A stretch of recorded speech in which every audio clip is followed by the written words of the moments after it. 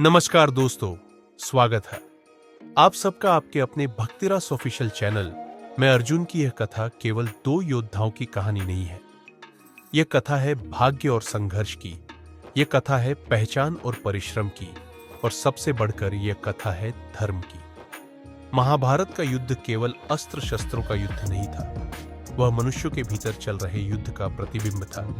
जहां एक ओर प्रतिभा थी तो दूसरी ओर पहचान, जहां एक ओर परिश्रम था तो दूसरी ओर भाग्य, और जहां कहीं अहंकार था वहीं धर्म भी मौन होकर खड़ा था। इस महायुद्ध के दो सबसे बड़े धनुर्धर थे, कर्ण और अर्जुन।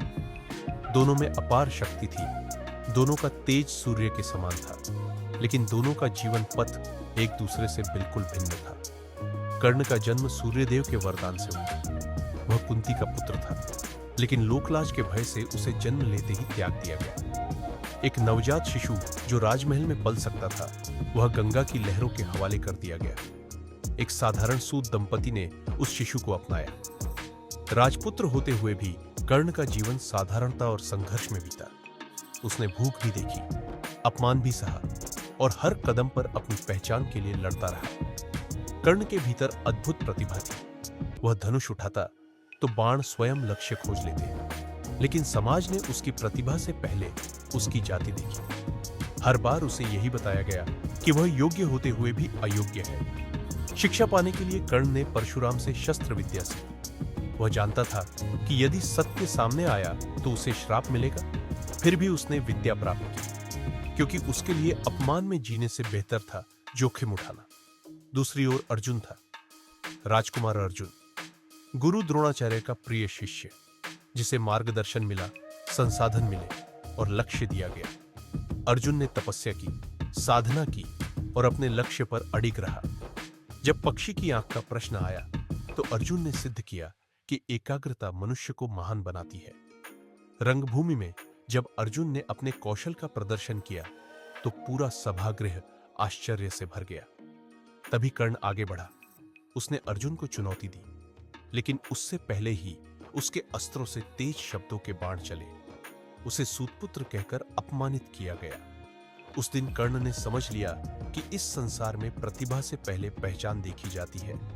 उसी क्षण दुर्योधन ने कर्ण को सम्मान दिया, उसे अंगराज बनाया। पहली बार किसी ने कर्ण को उसकी योग्यता से पहचाना। कर्ण ने उसी दिन अपना जीवन मित्रता के आड़ में बांध दिया।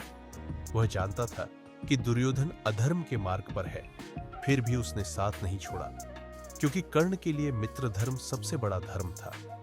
अर्जुन धर्म के साथ चला, कर्ण कृतज्ञता के साथ बंधा रहा। अर्जुन के साथ श्री कृष्ण थे, कर्ण के साथ उसका वचन था। जब कुरुक्षेत्र की भूमि युद्ध के लिए तैयार हुई तो यह केवल दो सेनाओं का सामना नहीं था, यह दो विचारों का संघर्ष था, दो जीवन कथाओं का आमना सामना था।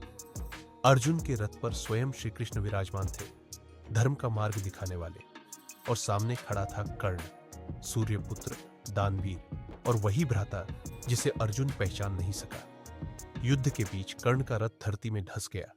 उस क्षण कर्ण असहाय था, फिर भी गरिमामय था। उसने युद्ध रोकने की प्रार्थना की। तभी श्री कृष्ण ने स्मरण कराया, जब द्रौपदी का अपमान हुआ था तब कर्ण का धर्म कहां था। धर्म ने निर्णय लिया, अर्जुन ने बाण छोड़ा और सूर्यपुत्र कर्ण वीरगति को प्राप्त हुआ। युद्ध समाप्त हुआ, लेकिन सत्य शेष था। कुंती ने बताया कि कर्ण उनका पुत्र था। अर्जुन मौन रह गया। जिसे उसने युद्ध में मारा था वह उसका अपना भाई था। श्री कृष्ण ने कहा, धर्म कभी व्यक्ति नहीं, कर्म देखता है। कर्ण दानवीर था, अर्जुन धर्मवीर था। दोनों महान थे, लेकिन अंत में धर्म की विजय हुई। महाभारत यही सिखाती है, हर कर्ण गलत नहीं होता, हर अर्जुन सौभाग्यशाली नहीं होता, पर जब युद्ध धर्म और अधर्म का हो तो अंत में धर्म ही विजयी होता है।